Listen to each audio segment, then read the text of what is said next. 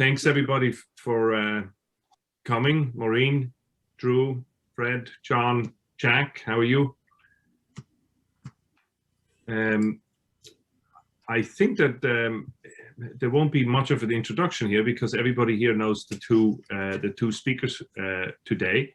Peter Pin and Bill Bowman started a consulting company called Arete Consulting, and they will talk about how to create a virtuous culture in the company.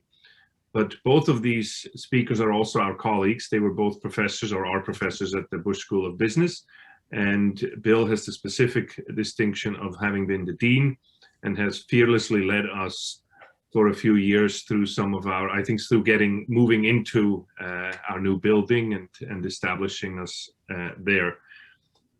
Bill, I have to say, has been a great mentor of mine. I know you for many years, and he's always been very generous with his time and his advice. He's was with US Inspect for some years and with Children First. And Peter himself has a long career at Verizon. And if I'm not mistaken, Peter, there is a telephone behind you. Right, but I'm not that old. Was that your first office phone? No, I actually got that at a yard sale, but there's a good story behind that one too. It's a good one. It's a good. So without further ado, thanks everybody for being here. I'll come back at the end of this, but Bill and Peter, the floor is yours. Great. Thanks, Andre, so much. And everyone, welcome. I think we're going to share the screen here. Bill, you have that, right? I do. While he's putting that up. I guess one of the questions someone had asked me is, how did you get into this place of doing virtues in business? And what exactly is that? Of course, we're going to tell you about that. But maybe I can go back a little bit and tell you, I think, how I came to believe in this. It goes back a way. When I was 12, I got a job cutting lawns. And this guy hired me, and it was a big, it's the perfect job for a 12-year-old. It was a big sit-down lawnmower on a big yard, nice slope on the hill. And so I took this job and was cutting grass and thoroughly enjoying it. One day I ran over something, and it was pretty big, like a log. And the lawnmower just died. Well, I looked around, didn't see anybody, and I pushed that lawnmower back up the hill and put it back in the garage and quietly left. Well, I think that was the start of my introduction to virtues, and maybe not in a good sense. So my virtue of integrity was already compromised. Well, it got worse. So that night, I got a call from, of course, the owner, and said, "Hey, what happened?" I said, "Oh, what happened?" And started to come up with another story. And there goes virtue number 2, honesty. And he kind of cut me off and said, "You know what? The neighbor was looking out the window and saw everything." So I was, completely caught here. And, and this is 30, 40, 50 years later. And I don't remember all the details, but I remember how it felt, right? And I remember that I knew it was the wrong thing to do. But I didn't have a third virtue called courage to actually do something with it. And so I think that started me on this path. Little did I know, I didn't even know the word virtue probably at the time. But many years later in my career, I was confronted with something that was a little more monumental. I worked for a company that many of you may know as WorldCom. And at the time went through one of the largest, if not, I think it was the largest bankruptcy in the country. And I was with a company called MCI Communications, and we were acquired by WorldCom. And so we didn't know exactly what these guys were doing other than that they were growing. Well, it turns out they were committing huge accounting fraud, okay? And with that, they took down the company and millions of investors along with their money. And so I began to see that truly a lack of virtues is not just an impact to your own self and your immediate family or people around you, but truly impacts the business and many people. And in fact, a couple of years after all this happened, we came out of bankruptcy as MCI. I was at a trade show, an elderly woman walked up to me, and she had a big stack of papers, and she was just very upset and yelling and crying and blaming us for what had happened. And in fact, what did happen is she lost all of her life savings. And of course, we lost all of our savings as well, but we were much younger and could recover. And the impact of failed virtues had touched people like this, that those people that committed the fraud would never know. And to me, it started to resonate that there had to be a better way to do business and a better way to build a business. And it took me a few years later until Bill and I connected to begin this company called Virtues in Business. So here we are today. What is Virtues in Business, and what do we do about it? So Bill, you can advance there. Sure. I'm probably going to my little story though first, right? Oh yes, please tell. Yes, let me introduce Bill here again as and how he got here. Well, it's a very similar story. It's almost the same companies, really. But about 20 years ago, I got a call from a priest down in Dallas, Texas, who said, you know, Enron collapsed today. And why don't you CEOs spend more time helping your employees gain virtues than you do figuring out how to make the most money?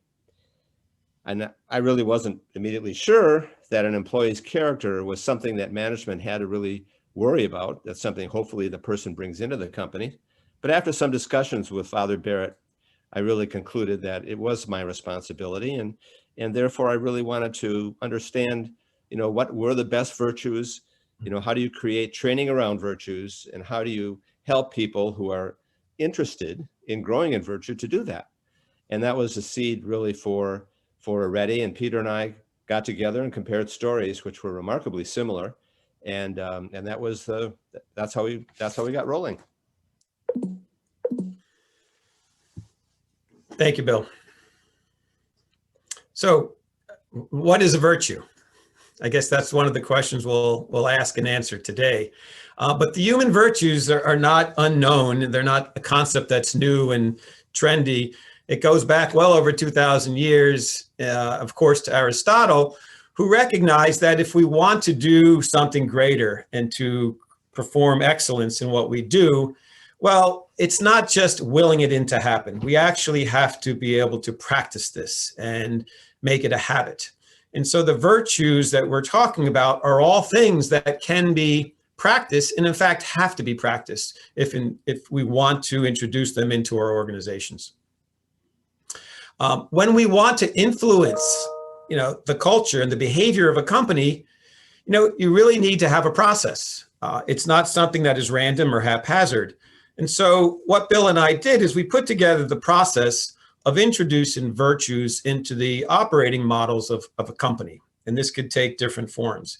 And it's a very simple 5-step process, okay? Starting with reaching out to the customers of our clients and asking them a very simple question. We take that question on what's valuable to them back, and we match that up to a virtue, a human virtue. In step 3, we pick these top virtues from these company responses. We help the company learn the virtue, and we then help the company practice the virtue. So let's take a little deeper look at each one of these steps and actually walk through how we did it. First step is very simple. Many of you are familiar with customer satisfaction surveys, probably have taken dozens of them in your life. Well, in a way, we have a one-word question that we ask our customers. And that simply is, Bill, you can advance that, is what do you really value in the work that we do for you? One question, very simple, with many, many different answers. Some of those are short, some are quite lengthy, but all of them are returned to the company with what their customers find valuable in the work that they perform for them. So in step 2, we take those comments and we match those to the human virtues. And we take this with a team of both academics that are schooled in virtues and industry experts and industry people that have looked at these from a business perspective. And we put this team together and look at those responses, and we come up with what those virtues are based on what their customers are saying. The next step in the process, and what that looks like is, so for example, if your employees are always on time, that translates to the virtue of dependability.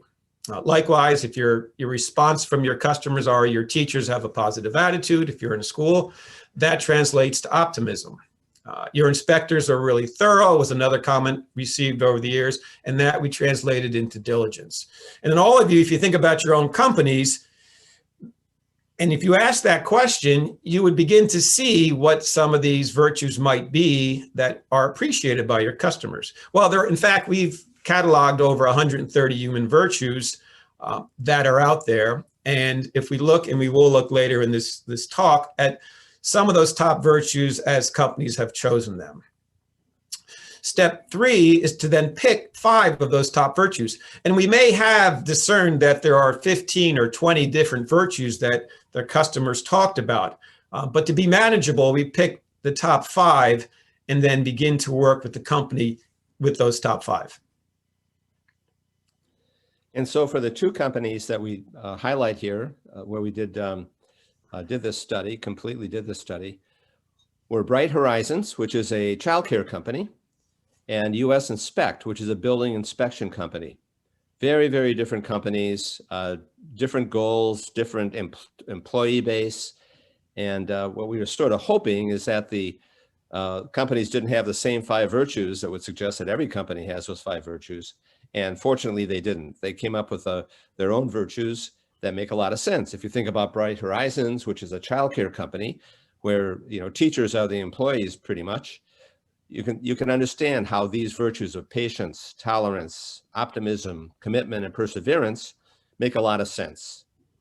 US Inspect, which is a building inspection company, the top 5 virtues there were diligence, charity, dependability, knowledge, and honesty. And so then the task becomes, how do I really build some tools that help the company's employees understand what these virtues are and understand how they can grow in them? So Bill, let me jump in there. Just if you looked at those 2 companies, the virtues we're talking about are universal. The makeup of Bright Horizons was primarily a female employee base. And in fact, in US Inspect, it was primarily male. But it really didn't matter because the human virtues transcend these things, right? So we find that it doesn't matter the organizational structure or the makeup, that the model fits because it adapts to the needs of that particular organization. So then the task is to really learn the virtue, all the employees, and we did require every employee to take this program. We didn't want to have 15 or 20 of the top executives choose not to go through it. So we got everybody to buy into the process, some grudgingly, but by and large, they were happy to do it. And so to help with the learning the virtue phase, we created a 20-page book for each of the 5 virtues. And these are custom-made books. It was very expensive to put them together, but it really helped a lot because we could feature employees themselves and their stories, as well as just interesting stories out of the world of art and culture in general.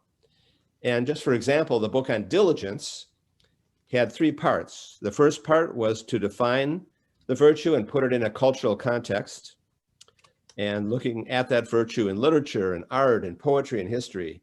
And I was really skeptical. How can you have a poem about diligence? Well, it's not that hard, actually. But understanding it from this cultural context just really helped people go more deeply into it and get excited about it. So part 1 was to put that virtue in cultural context. Abe Lincoln, this is my favorite story of diligence, was a very diligent person. We think of him as a great president, but he lost 8 elections before he won the presidency. He bankrupted 2 companies in the process and had a nervous breakdown. So these are, but he had his diligent list of things that he had to do that he just really worked on all the time. And in the end, of course, it paid off. Part 2 is a self-assessment, kind of an examination of conscience, which basically asks the question, how diligent am I? And we pose questions for them to take a look at and to answer honestly. There's nothing they're going to hand in or hand back to the company, but we wanted them to record these things so that they could go back 6 months, a year and a half from now, and really understand if they had grown in that particular virtue. And then part 3 is an action plan. What acts of diligence can I take on at home and at work that will actually help me to grow through practice, to grow in each of these virtues? And we got interesting comments back from many of our employees that said, look, this is really what pertained to my home life as well. So can you extend this from the work environment to the home environment? We were thrilled to do that. And that was one of the best things we ever did, because incorporating the spouses and the kids in different ways of living these virtues at home really dramatically impacted the whole process. So step 5 then was really, now that we understand what these things, what these various actions are, we've taken a look at them in the culture, we understand how they can really have an impact on family life as well. Then it becomes, how do we practice a virtue? And that is our specific steps where we're going to be diligent or generous or honorable or honest, whatever those are, the most important ways that we can practice each of the virtues. So here's a chart that describes how that's done. On the left column is the department in a typical company, HR department, finance and sales. And then we have 2 different human virtues, diligence and then order. So then we look at the first or second column, which is diligence. How does an HR person practice that virtue? Well, by making sure that every piece of paper is signed that's supposed to be signed in an employee action. If it's not signed, it just delays the process. Things, bad things can happen. And so being diligent means really making sure, among other things, that all the paperwork is signed and ready to go. Finance, you always want to have debits equal credits, and sometimes those things don't work out, and you want to go back and start from scratch to make sure that you understand why that is. And then finally, in sales, was the customer order entered correctly? Salespeople can sometimes get excited about closing a deal and not go through the detail. Well, it's really important to go back and be diligent about that and understand how the customer order is to be described. Then the third column is another virtue of order. So in HR, is the recruiting database up to date? And is it easy to read? In finance, are financial reports correct? Are they filed on time? Are they accessible? And in sales, we want to make sure that all the promises that we made to the customer or the prospect were documented, and that the CRM reflects all of that. The customer relationship management system reflects all of those things. And then back to this home environment, if we have a son who's out there and wants to be diligent about cutting the lawn, was the entire lawn cut, or were there vast swaths that didn't get cut? Did I run over a log? Things of that sort. Did I pick up the grass and sweep the sidewalk? All those little details are so hard to get across to our kids or our sons, perhaps if they're doing this, or my wife if she's doing it. She loves to cut grass, she tells me, so that's something she gets to do. But at any rate, just to make sure that all of those details are taken care of in order. Looking at the bedrooms of our kids, making sure the clothes are picked up off the floor, they're put in the right drawer. These are ways that each of these human virtues can be lived in the home as well. So how many times do you have to practice each virtue before you actually begin to grow in it? Well, some philosophers say 15 to 20 times, and that's a remarkably similar, maybe somebody made that up to begin with, but it seems to be repeated quite a bit. So it's not overwhelming. You can't look at that and say, well, I can never grow in the virtue of order. Well, if you practice the virtue of order 15 to 20 times, you're going to make some progress in it.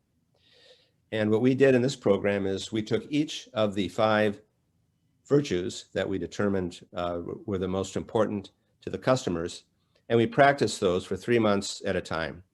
So certainly within that 3-month period, there was plenty of time to grow in that virtue, and that's in fact what happened.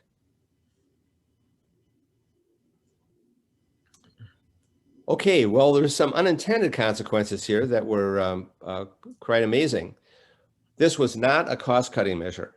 We didn't do that at all for that reason. We really were trying to send a message to employees that we valued them and that we were as interested in their personal development as we were in their professional development. Every company has a professional development program, but this was a personal development program. How can we help you grow in these virtues? And so we really, frankly, didn't even look at metrics to begin with. And the first company that came in with the results was Children First.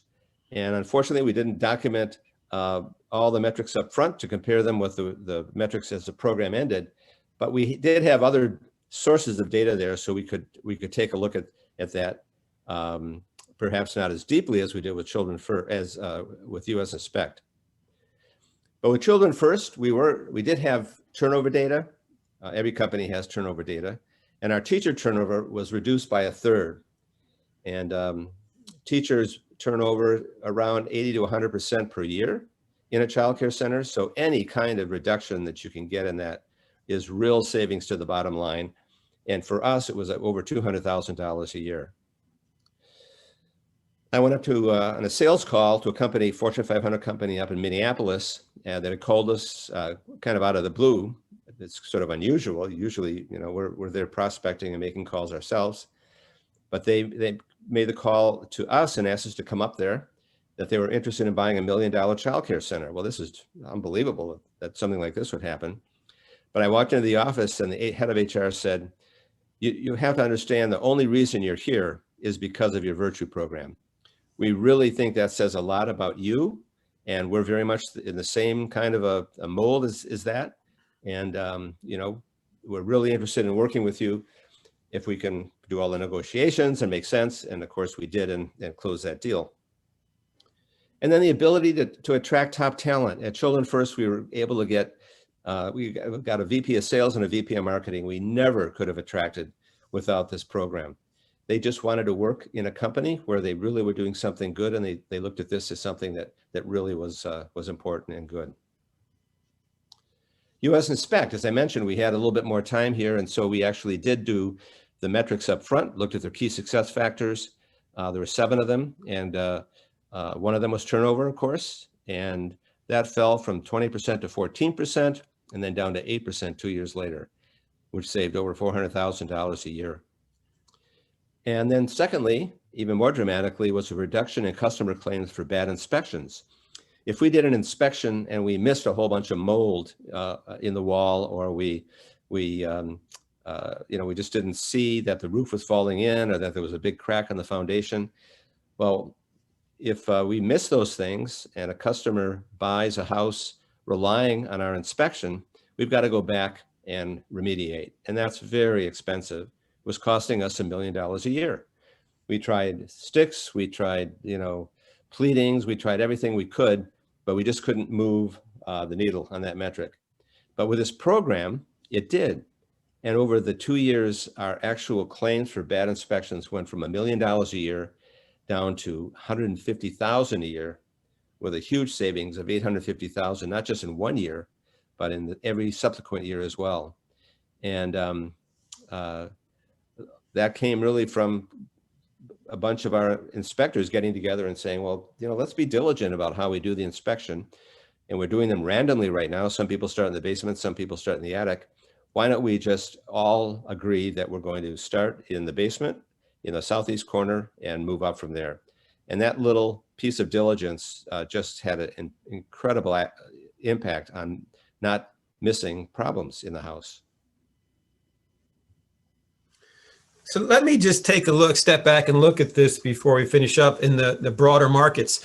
So what we've done is not something that is unusual in the sense of its output, if you will, the savings. So this has been documented across industry segments, in business enterprises, NGOs, in the public sector. But the first impact that was, of course, at the time unintended was this dramatic drop in turnover. Well, this is what the cost of turnover looks like. If we look at this chart going from the bottom up, what it's saying is that if you have an entry-level employee making about $30,000, the cost of turnover to that employee to replace them is about $15,000, which is 50%.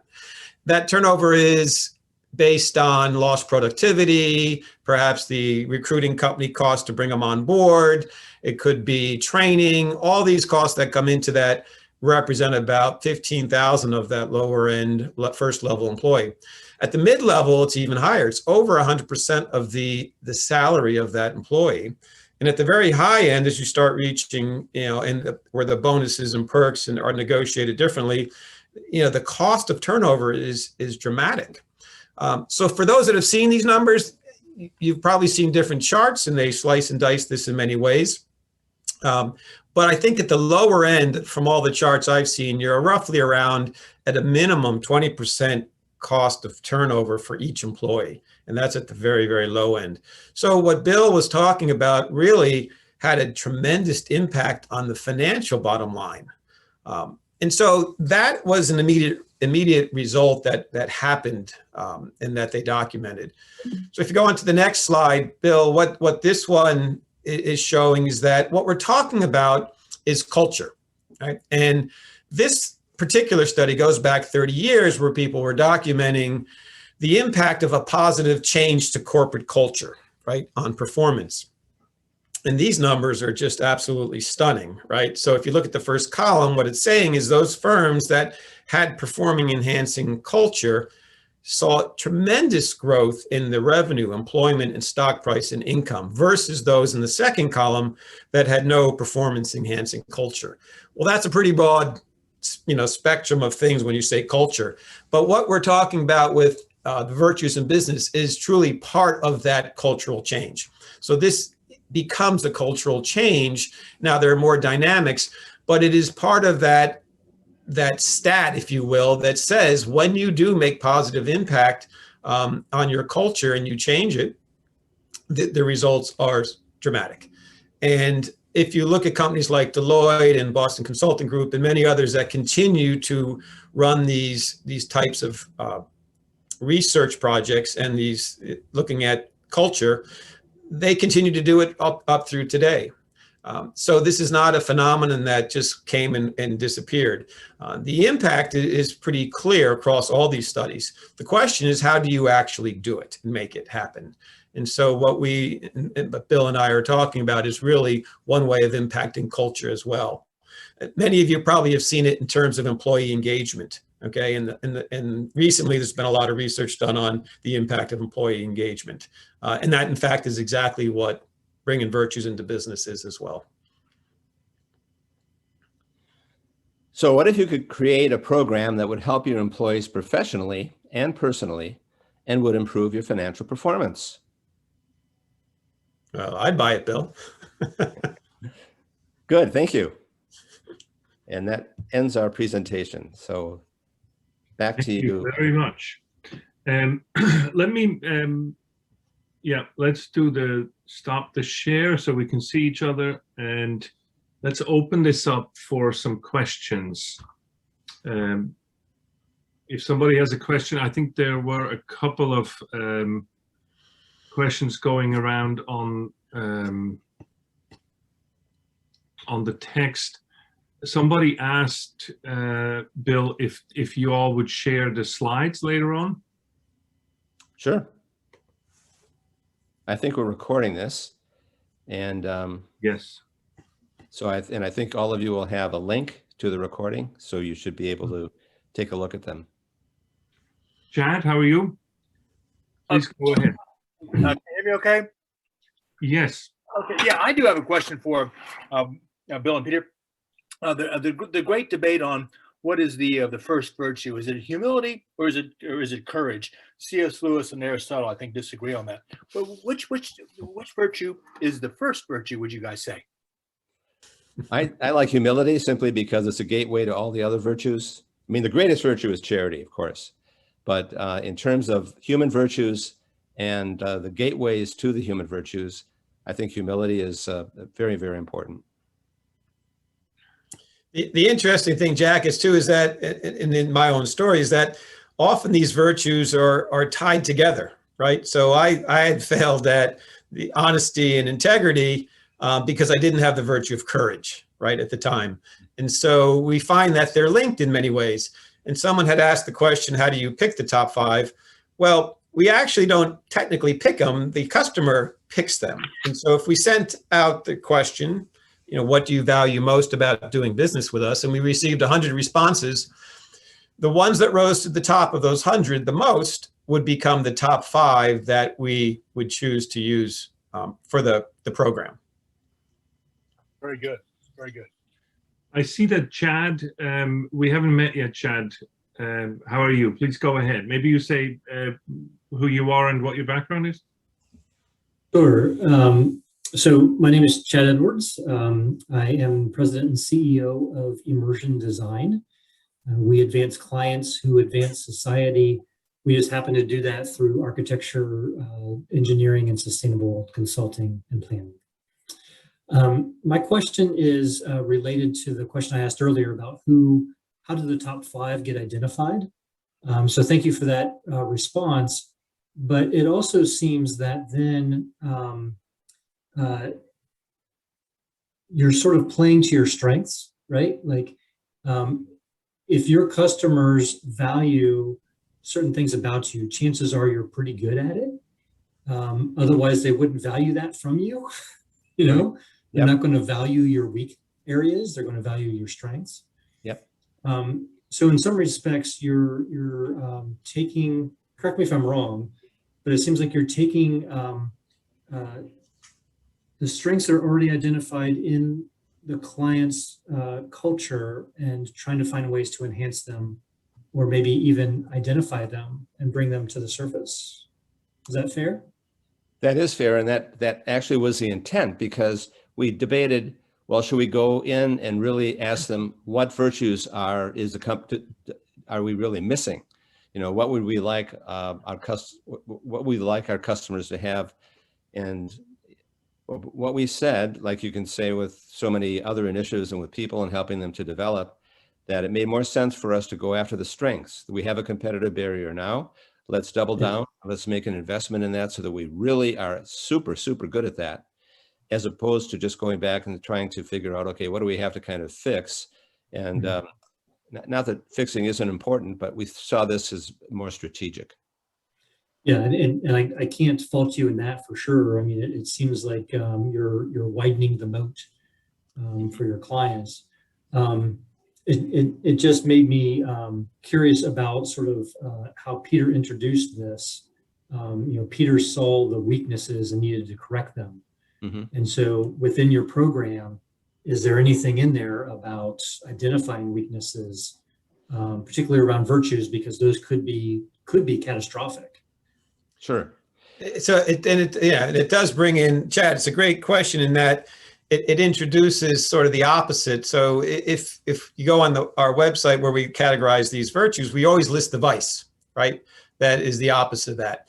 But to go back to the point, and I think that you have something that is interesting, because if I looked at my organization and we looked at the strengths, and I asked this question of my customers, in a large organization, while I may rise to the top that we love how you're diligent, there's many places in my organization that don't have, very good job of being diligent. And so by identifying the most important ones gives us the first step is to make sure we're consistent across those segments that are not as diligent. Some are, some aren't.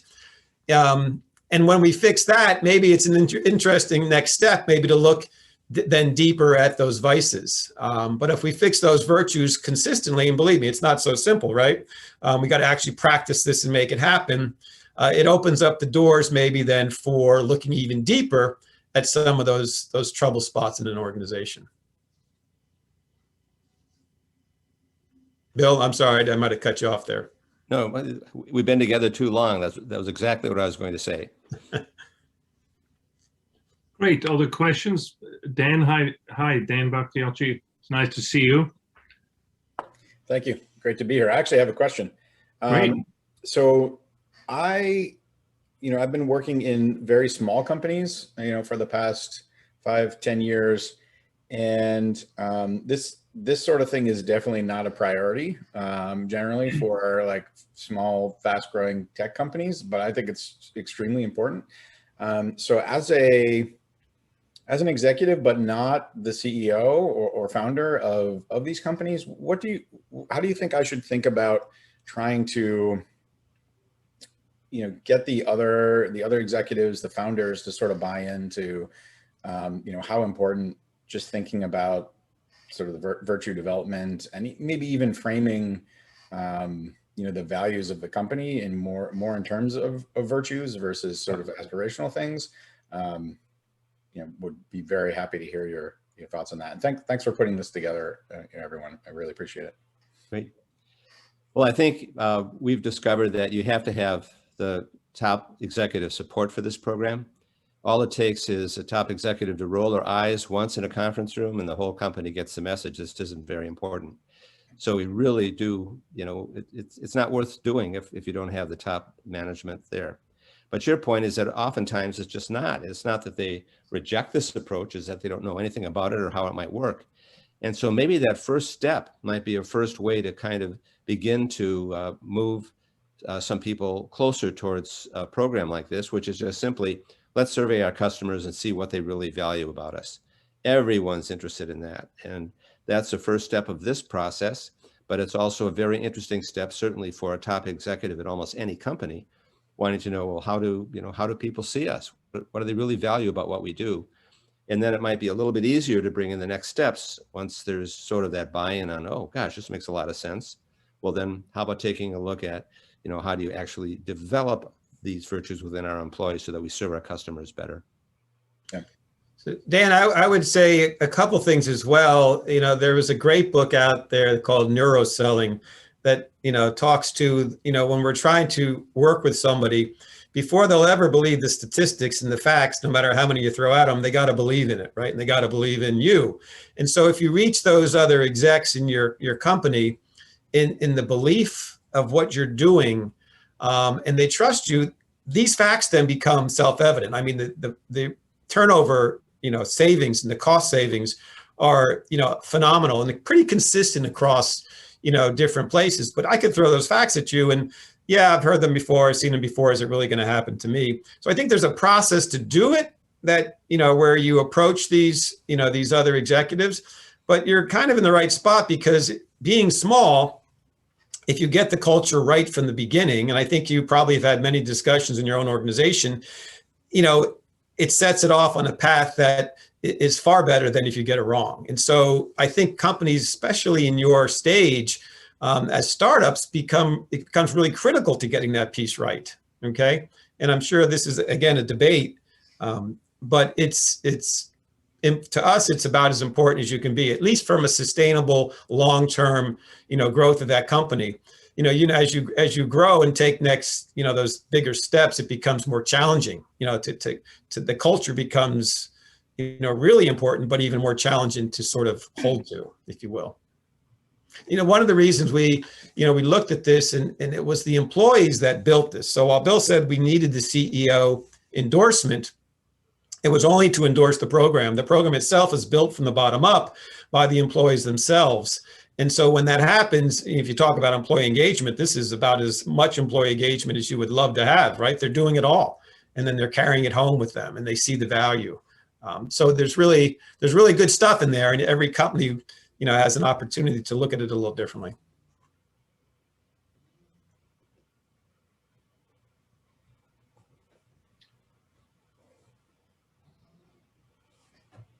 Paul, are you asking us a question? You're on mute. There you go. Sorry about that. Yeah, is the concept of Arete and corporate value identification a hard sell for you guys? And what are you hearing if you make a cold call versus the people that, well, you mentioned the company earlier that called you guys. So you had an inbound call saying, we love what you're doing. And I'm assuming that's a rare occasion. So when you're calling out, what are you hearing out there? Well, that's got a lot of answers probably. I mean, one of the things, and it goes back to what, you know, maybe what Dan was talking about, is if it hasn't become a priority in the customer's eyes, it's just another feel-good kind of program. Okay, so if we haven't done our job well, that's what we're hearing, right? Well, this sounds good, really important, but I got about 800 other things in crisis is going on. So to us, the value, you know, becomes self-evident if we've explained it right, and certainly the financial impacts, you know, validate it. Okay, but you know, people are really, you know, busy, right? And they have, you know, if there's a fire burning, they're going to put the fire out first, even though they may love the program.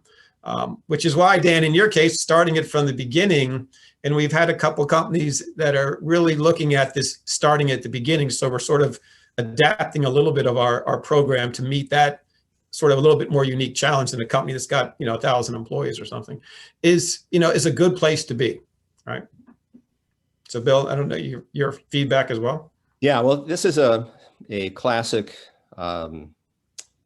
indirect marketing strategy, really. We're not out with advertisements. We're not out with lots of distribution of a lot of materials like that. It's really going out, making speeches, talking about this conceptually, and then talking to the people who come up to you afterwards and say, gosh, it really sounds interesting. Tell me more about that. So we're trying to perfect that world of indirect marketing and word of mouth, as opposed to trying to go out directly with promotional campaigns, because those aren't going to work. If we don't get the buy-in at the C-level before we move forward, we won't really pursue it because it'd be too difficult for us to get, even if the lower leadership has an interest in it. We need, the top, buy-in. So, I mean, for us, it means that we're not going to go after a fair number of companies that don't see this as an important thing, not just for the finances, but really to impact the culture. And that's okay with us. We're not worried about that. There are plenty of companies that are out there that want to do that, and we have the desire to help those companies.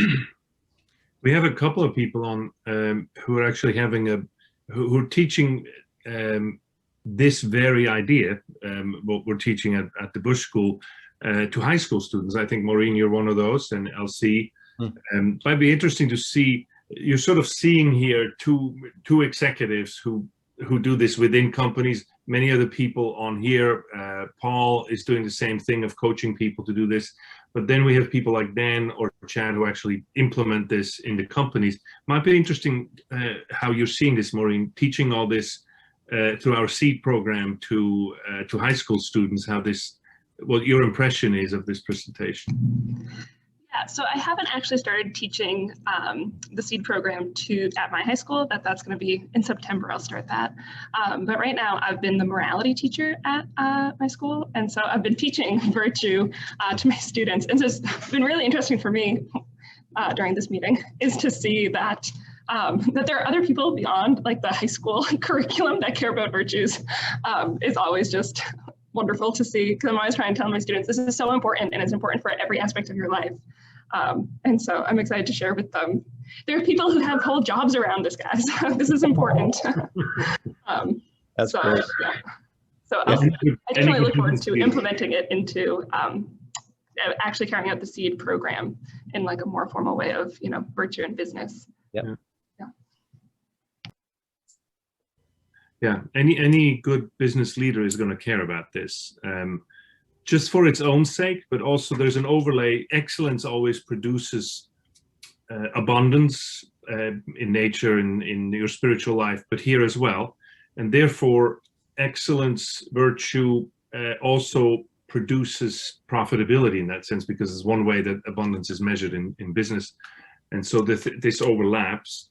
And therefore, virtue in business is always something that makes the business better on all levels, which is a deep insight that Bill and Peter have lived for decades now and taught for decades.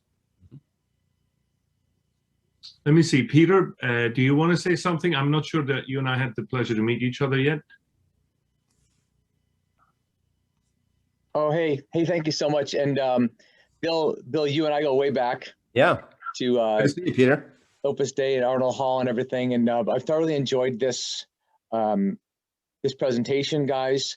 And I'm currently the owner of a company called Connections Career Coaching, and I do kind of cross-career coaching as well as executive coaching. So I found this very interesting, I think, and I think some of the questions that I had really revolve around more of the leadership and at C-level, and trying them to think differently than what would be traditional leadership attributes, such as vision, integrity, inspiration, competency, things like this, that all kind of roll up to credibility and how people see them as credible leaders. And so, often wonder, as I do, like I'm going to be doing some executive 360-degree kind of performance reviews for CEOs coming up. And, I'll be surveying 12 of their staff, for instance, and stuff will come back. And so I'm trying to think about, as I kind of feed back to them, I think, for instance, the idea of integrity, trustworthiness, believability, all kind of rolls up into virtue. But so I'm thinking as you guys are talking, like how I could begin to kind of weave this idea in, and then kind of get down into middle level management and continue to weave it in over time. So there's the traditional industry leadership attributes that we know of and we hear bantered about, but then there's virtue. And the virtue idea conjures up something else, even more of a religious aspect than would be kind of leadership attributes. So I'm just wondering how you migrate over from more of the traditional leadership terms into virtue for the C-level. That's a really, really good question. And it's interesting, over the years that we've been doing this program, the two companies we featured, US Inspect and Children First, both of them reacted very negatively to the use of the word virtue. They said it was too religious, we're a secular childcare company and so forth. Fortunately, the CEOs of both companies felt that they really wanted to pursue it. They could see all the benefit of it. So we simply changed the name to Human Qualities. Now this is about, right. And that worked fine. Nothing else changed. It was absolutely the same program. And the people that objected to it said, "Oh, that's fine. Thank you for doing that." Now here, though, several years later, the word virtue is much more commonly used in kind of the secular world, and maybe not as much as we would hope it would be eventually. But we felt that now it's an okay time to kind of bring the word back. Well, I thought maybe you could bring it back to like Delta Airlines, Coca-Cola. So maybe even some large coffee maker, that's based out of Seattle. So Peter, you bring up an interesting point. While we don't target, Fortune 100 companies for a lot of reasons, of course. But my own organization within Verizon was sort of a blip in the size of the, our public sector segment. And yet, if that organization has a subset, somewhere that's autonomous and has the ability to make the decisions on this, those are in fact good prospects. So while Verizon may have been a long drawn out process to do something like this, if you have the budget, and you have the P&L to do it, then that segment of a large company is very much, a proponent. So they're not necessarily in the C-suite as if you would have in a large corporation, but they're empowered to do it. So really, when we talk about leadership, top leadership down, it could be in a smaller segment as long as they have that, ability to do so. Yeah. Thank you, guys. Thank you. And Paul Winkler, I'd like to talk to you at some point in time, kind of network, because I also do some recruiting and headhunting, and I've been placing people into small tech companies. And also interacting with the C-levels of the tech companies. So it'd be great if we could chat sometime just to kind of align on things. Sure. I'll DM my email to you. Yeah, sure. Or is that Dan as well, right? Thanks. Thanks, guys. Thank you, Peter. Let me ask Chad, you had your hand up for a while. Please ask your question. Sure. I have a few that are probably relatively short responses. Does each staff get their own home plan? Their own what? Their own home plan? It sounded like you had the virtues of the company of top 5, and then individual staff were getting, sort of recommendations of how to take this home. Yes. For instance, we'd have the 5 that would be for the company, and then we would go into the HR department and speak with the head of HR and just say, well, how do you think these 5 virtues could be practiced within your area? And then we would put on practice sessions for that staff at a staff meeting or something of that sort. So we were usually dealing not with a whole company at once, but with certainly all under the umbrella of the virtue, but very particularly, how do I live that in my day-to-day life? Yeah, so you had the example of the different departments, Mhm. but then you also, and maybe I misunderstood, but it also seemed like you were giving examples of how to take, how to improve your virtues at home I and see. carry that to the home life. Yeah. So does each staff member within the organization get their own sort of virtue plan, or are these just sort of broad brush examples of how you could take this back home? The more specific we get, the better. So we would basically, if someone's had a real interest, we didn't require anything, but if someone had a real interest in living this in their home, we look at that as a research project that could really yield us benefit as well as the company. So we take the time and we would go through and say, okay, how old is Johnny? You know, what is his, I've got 9 kids, so I can kind of put them up on a matrix and I sort of know what they're supposed to do, different ages. And that really, I'll tell you what that did is we were doing that. We began to work with some of the spouses of employees. And that was the best thing that happened to us out of this program, in that we discovered very quickly what is written about quite a bit, which is that one of the top reasons people leave a company is because their spouse has just had it with the complaining and everything else. And so we started marketing everything to the spouses of our employees as well as to the employees themselves. That itself was just a phenomenal program. We didn't write about that or do anything else about it, but it was really, really successful. So Chad, if you, in these brochures that are built by the employees, you can't really see this, but in this particular one is an appendix and it reads habit building activities for families. So they document their own, you know, as they build their own document, their own books, this particular Virtuous charity, they document the things that are most important to them that they've pulled out, that they contribute this to this, and the team sort of pulls out the ones that get into this book so that others can use them. So it's very much built on their own, you know, what they find is most important to them. So it could look different, but it could be very tailored, is what I'm saying as well. Yeah, that helps. Thank you. My last line of questioning was around your own organization. So have you sent out a customer survey and got the values back and done this for yourselves? And if so, what are your top 5? For our company? Yes. No, we haven't done that. Haven't done that far yet. It's definitely something we will do and should do, but we're a little small right now.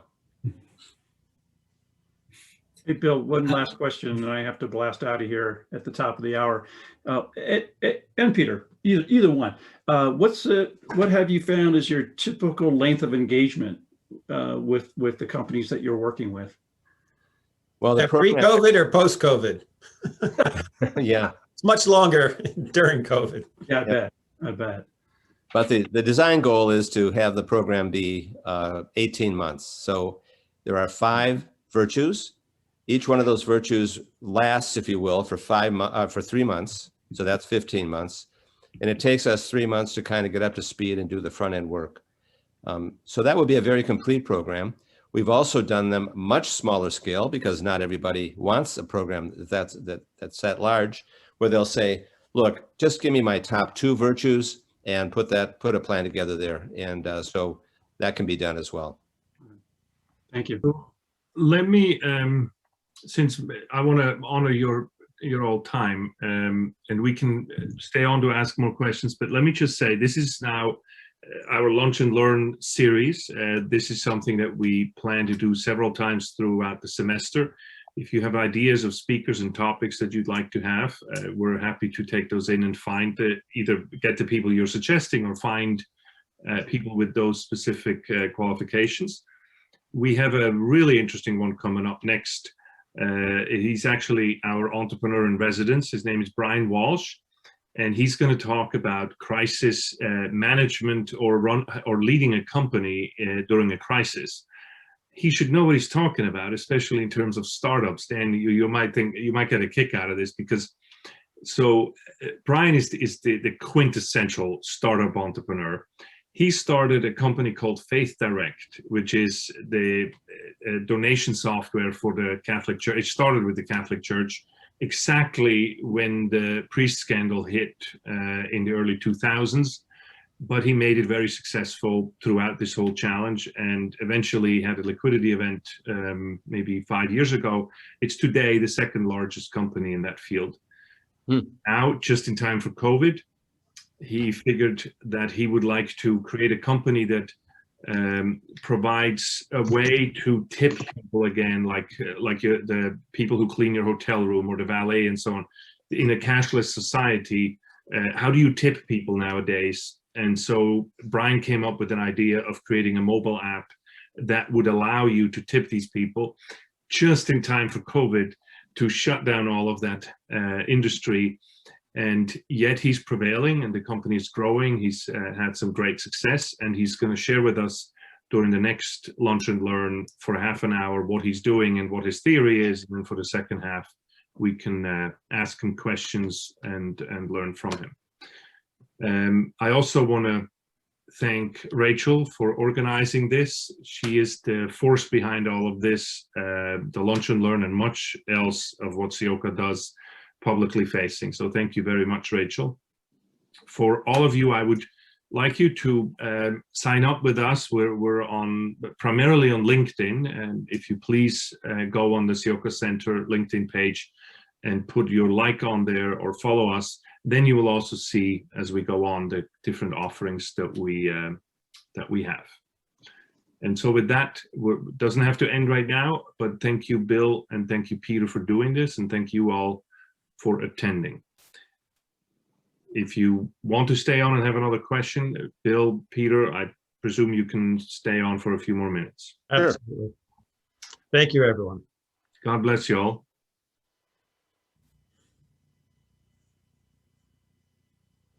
Thank you. God bless. Bye-bye. Thank you. John, I think you had your hand up, or was that not you? No, I did, and thank you for it just was spurred on by the question about the 18-month term of the program and the wonderful artifacts of culture for the company that going forward. What sort of recommendations do you make? And of course, any success story or challenges that have happened as a result of like those artifacts for new hires in those companies and people that come on to those companies after the end of the program has wrapped. You know, how does that go for new hires? That's a great question, because that's not something you often tackle. You're so interested in the program, you get it going, it's successful, you're thrilled, and suddenly you add 10 new employees and they're saying, what's in it for me? So that was sort of a rude discovery. We should have planned for that, I guess.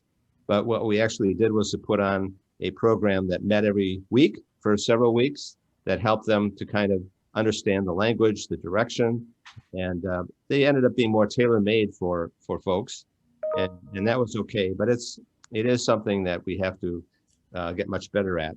Have a complete program for that as well for new employees. Now, John, no, go ahead, Bill.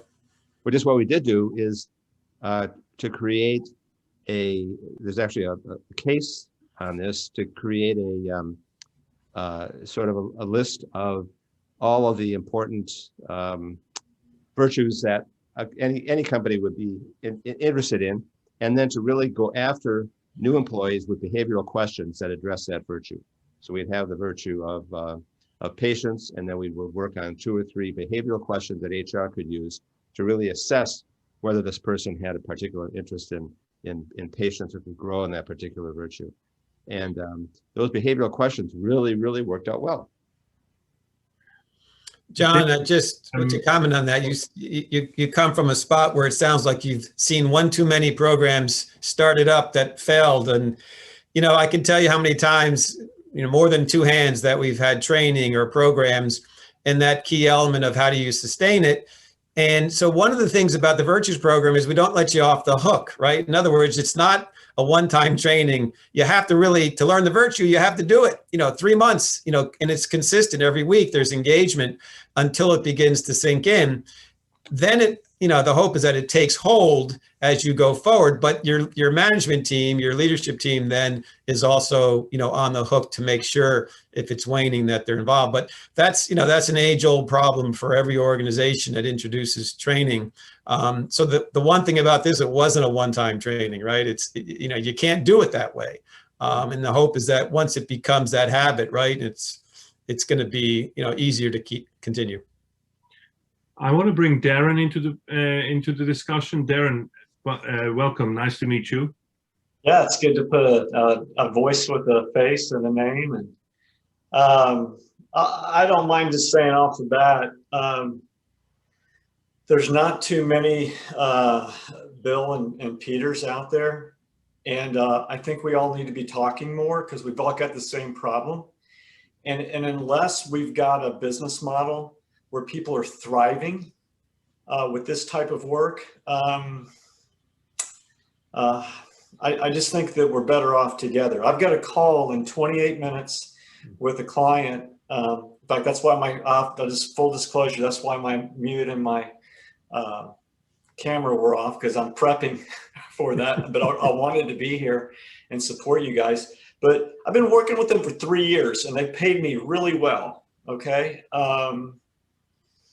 He's the ideal client for me. But the discussion is, even after 3 years of this type of work, I'm talking about getting into magnanimity and humility and, what does character look like on a sheet of paper and how do you measure that? I'm talking deep stuff. The conversation, ironically, today is the CEO with 300 people still is struggling with making what I call authentic leadership. It's all the stuff you're talking about, accessible to the middle of the organization and the front line.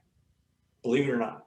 That it just tells me that I'm still pretty dumb, and I think we all could benefit from getting together on some sort of frequency that makes sense for everybody, because it's not helpful for me to struggle and for other people I know to struggle. I'm doing something well. I know that you are too. And why don't we click all those blocks together and help each other be more successful?